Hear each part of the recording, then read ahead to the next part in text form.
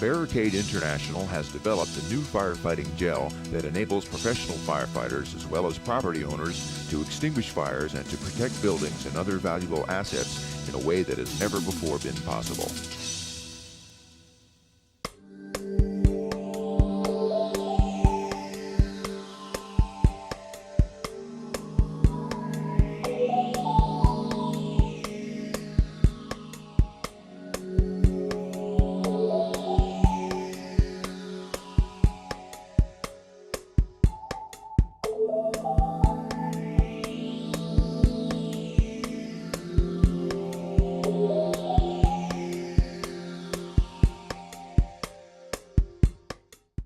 I'm John Bartlett with Barricade Fire Gel, and I'm honored to be here at the Palomar Mountain Volunteer Fire Department today with their fire chief, Chief George Lucia. Chief, thanks for having us in the immediate aftermath of these horrendous fires that you guys just suffered here. Well, it's our pleasure to have you and help you out with your public safety message any way we can. Thank you. The reason I'm really excited to be here is it seems like so many pieces of the puzzle, so to speak, happened in this little mountaintop community, and you're a big reason that a lot of those things happened. Chief Lucia, as far as I know, my experience is the only fire chief so far that was proactive enough to go to your county government and seek grant money to have the government help support the effort to have homeowners and the CERT team, which we'll talk at length about, enabled and empowered to help you and your other firefighters play a role, an effective role, in helping to save the community. We'd love to hear about your experiences. Sure, and my pleasure to talk a little bit about it. And yes, in fact, we have a very supportive local government who took the time to listen to us and give us the resources to make this a success story as best it could be. Yes. In this particular case, San Diego had 6 major fires just in this county simultaneously. So there was a lot of factors that involved this incident, but we were going backwards. When I became the Palomar Fire Chief a few years ago, I inherited this problem. Some nightmares. But I inherited a very conscious and cooperative community, a very talented and resourceful volunteer fire department. And so with those positive aspects, we were able to put a spin on this and add to the prevention standards that we could use to make this outcome much better. Little background, we're up at 6,000 feet. I feel the elevation being a Florida boy. And so we are out of the June gloom and the offshore mists that help the flatlands.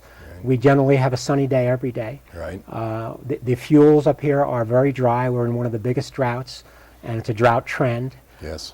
In 2003 and prior, we had the bark beetle blight, which took out much timber that remained standing and added to our fire load. Our forests have not been thinned properly in years based upon environmental concerns, pros and cons. But a healthy forest needs a certain amount of timber per acre, and we're way over the limits on that. And because of the steep grades, limited access, only 2 ways up and down, narrow winding roads, no municipal water supply, no career fire department up here, just the volunteers. There's a lot of things that made this a very dangerous issue that we needed to address.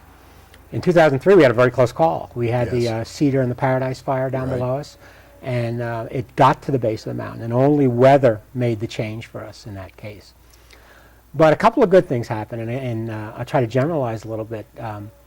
The Barricade gel product that we're talking a little bit about today is something that we've used before. I mean, it's not brand new to us, but the use of it was on the apparatus. We used it as a pre-application for structure protection, something that we would fill a compartment with and try to use if we had the time.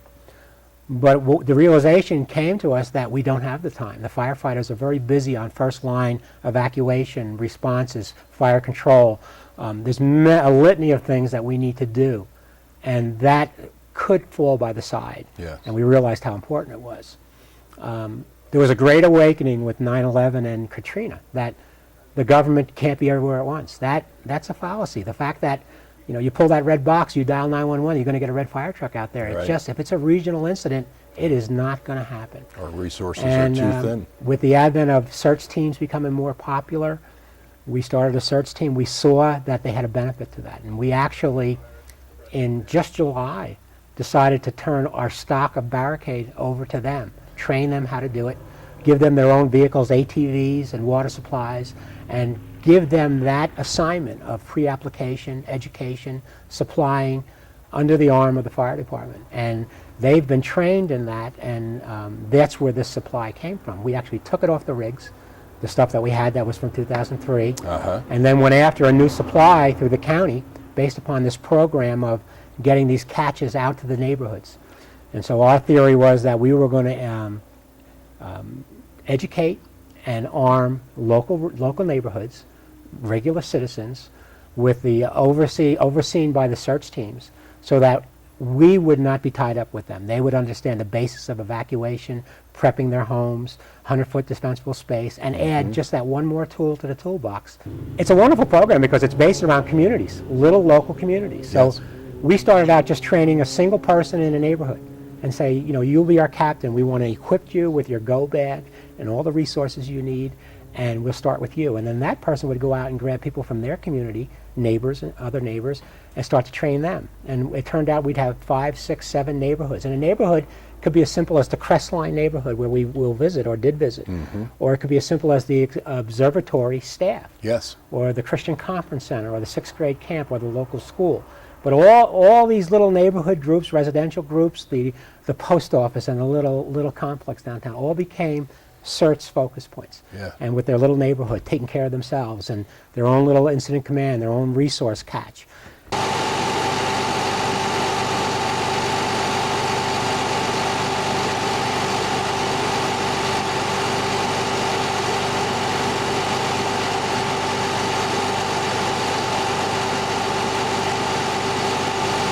We were certifying another team, and I was doing the module on fire. And so that weekend, that Saturday and Sunday, we had done the foam application, the gel application, and the basic firefighting for this group that we certified that day. And I actually broke the search class free early because of the fire, the witch fire. I was then called into the witch fire, so I was working down in Valley Center and worked through the night and the next day. And it was early Tuesday morning at 3 a.m. when this fire broke out, the Poomacha fire, which is at the very base of this mountain. So we had 5 major fires going then, the most recent being the witch fire, which was racing through Valley Center and working its way towards us when this independent fire started at the base of the mountain at the height of the Santa Anas. Just prior to the fire, we were experiencing telephone poles breaking off, snapping like matchsticks, and wires arcing on the ground, another fire starting in untenable conditions throughout the county.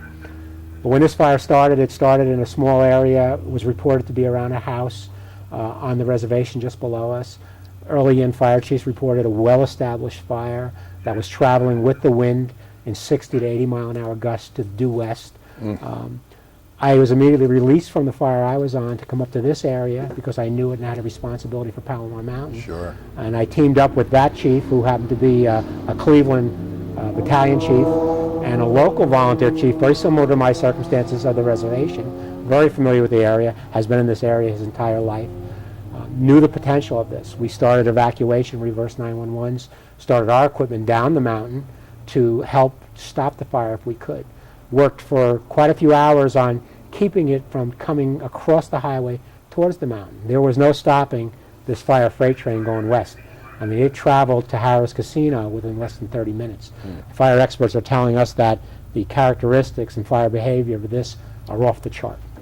But as unrelentless as the Santa Anas are, they twisted around on us again, and it made a run for the top of the mountain in a couple of different areas. And when it started to make the run, we dug in. Now was the time that we had to dig in. And so we moved our resources up to the mountain, reassessed what we had, started to take a look at where it was coming the quickest. We knew it was going to approach the top in a number of different places, but it had a head start a little bit west of us, down towards State Park. And so that's where the module of State Park Rangers were given their gel and evacuation procedures. We confirmed that everybody was out of this area. We picked a stand of where we were going to take the stand when it first came over the top. So your pre-planning of positioning the gel strategically throughout the community paid off in that. Oh, absolutely. We did not have to truck it out of a central supply. It was already in the areas. Yeah. It just needed to be opened up. The catches were opened and distributed. We kept moving it from those local catches. So this particular place became very congested with fire traffic and strict Sure. strategy. It was one less thing we didn't have to do out of here. It was being done out of the local catches. It was only then that I believe it was Wednesday morning, about 5 a.m., that we were alerted to the fact that this run was getting dangerously close to Crestline. Right. And Crestline and Birch Hill would be the next most dense neighborhood that we needed to protect. If it jumped East Grade and this center bowl, that we would lose the fire station, the downtown complex, our small restaurant and post office and general store, Right. and get up into that area. So that area, the store was gelled, Right. the restaurant was gelled, the post office was gelled, the outbuildings there. The rim of this this roadway that connects East Grade and South Grade was gelled, and you Yeah. mentioned some of the results of trees half burned based on the Yeah. gelling effect. We actually had to evacuate this fire station and go a block over to the heliport to let the firestorm come through. I can see why. And once the firestorm blew past, with our theory of blowing over the top and the pre-treating, we were able to come back and make a stand on the area that had jumped East Grade. Wow. And this product, along with all the other things, is just another way to make it easier. Again, we can buy smoke detectors for early warning. We can buy fire extinguishers to help put out the small fire. Well, now we have a product that goes hand in hand with environmental protection, fuel reduction, and the landscaping of the area we live in. And they need to get it out there and use it. Another piece of the puzzle. Yeah, for sure. Barricade's super absorbents act like miniature sponges, absorbing and holding large amounts of water. These wet sponges, or bubblets, layer themselves one on top of another, forming a long-lasting thermal protective gel coating. In order to penetrate this coating, the heat must boil the water out of the top layer before it can be transferred to the layer beneath. This unique thermal protective gel coating provides an amazing level of protection to structures, vehicles, fuel tanks, propane cylinders, or any object where they are exposed to the effects of a fire.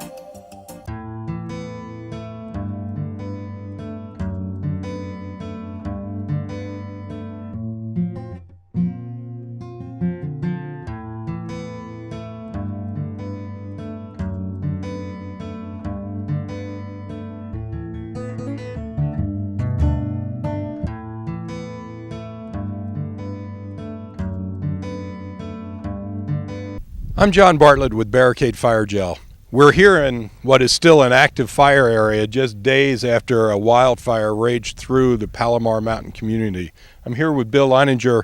We're in Palomar State Park. We happen to be standing in front of a residence that was saved with Barricade Gel. We're going to look at some of the lessons learned, some of the unique pieces of the puzzle, so to speak, that you and the rest of the community, the fire chief, George Lucia, took here in the Palomar community. But bottom line, there was a lot of houses saved in this community, both through the use of the Barricade Gel, but also some of the unique efforts and some of the unique actions that you, the fire department, the community emergency response team. Bill, by the way, is the coordinator for the Palomar Mountain Volunteer Fire Department Community Emergency Response Team. My own personal feeling is that these CERT teams, as they're referred to, are in the future going to play a really important role in helping to solve this fire threat, the situation that we see all too often where these wildfires are burning down literally thousands of houses. Bill, we want to take a look today at your actions, have you explain some of the things that you did. We'll take a look at some of the residents like this that are still standing today as a result of some of the unique efforts that took place here. Sure, and the weekend of October 20th and 21st is when the Santa Ana's kicked up the first time, and it was on Sunday the 21st that the fires first started in San Diego County.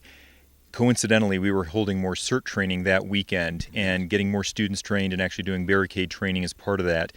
And so during that time, as we were approaching our final exercise on the last day, which was supposed to be practicing the skills we had learned, the Palomar Mountain Volunteer Fire Department was activated to start supporting the fires around San Diego County. And so as a result, our final exercises turned into real activities supporting the fire department, helping them with the trucks and gaining more skills at that time. Over the next several days, Palomar Mountain wasn't threatened, but several days later into the fires, after the Poomacha fire developed, Palomar Mountain was threatened. And so primarily the Palomar Mountain Volunteer Fire Department, along with the California Department of Forestry, California Fire, and other fire teams came in to start fighting that. What CERT was able to do was help notify other mountain residents, help the firefighters out, and that's one of the most important CERT roles, is to take over the non-dangerous, non-professional activities that the firefighters have to perform and free them up to go do what they do best. And so we had members back at the fire station answering the phones, helping them with supply issues, going around and notifying residents of evacuations, telling them where to go. We were able to help them get Barricade on some of the buildings up here. And the Barricade works well for us because our CERT members are not supposed to be in dangerous areas. If we're having to run from fire, we've made a mistake. We should be there hours before the fire shows up to apply the gel to the buildings, to give them an added layer of protection beyond what the community has already done for fire defense. And by being there several hours in advance, we can then leave before it's dangerous and evacuate the area. And then the firefighters can do whatever they need to do unencumbered by worrying about civilians being in the way. In the situation that we had here, this is a ranger's residence that's been here from the very first days of the park. Very traditional architecture. Yes. A real treasure up here on the mountain. A real privilege for the rangers to be able to live here. And as the fire came through this part of the state park, the fire department was actually using the Barricade to add in their defense, to buy themselves time and to protect the structures, because with how dense the forest is here, it makes it very difficult to provide perfect defense. As I said, we're still in an active fire area. And so what the firefighters were able to do was protect the residents with Barricade and get it covered. Unfortunately, the other structure next to it, the garage, they didn't have time to protect, and you'll see in upcoming footage of exactly the difference made as the fire swept past this residence site, and what happened to the residence that was protected and what happened to the garage that there wasn't time to provide protection.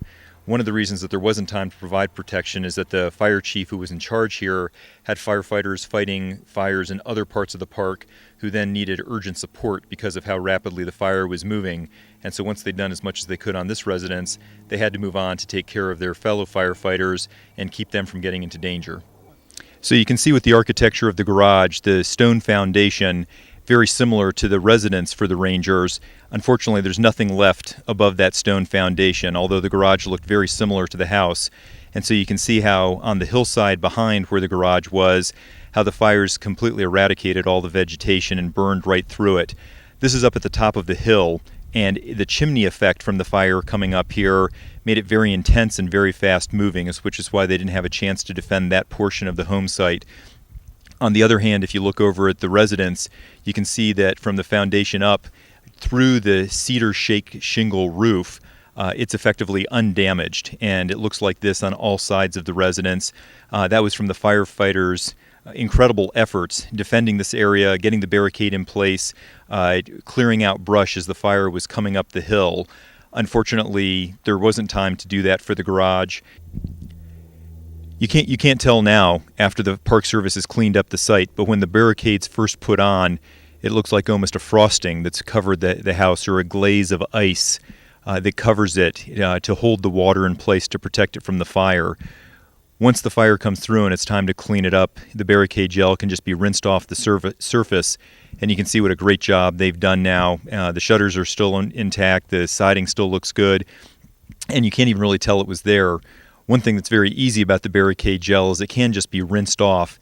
It's biodegradable, it's non-toxic, it can just be rinsed into the landscaping and the grass, and it'll break down on its own there.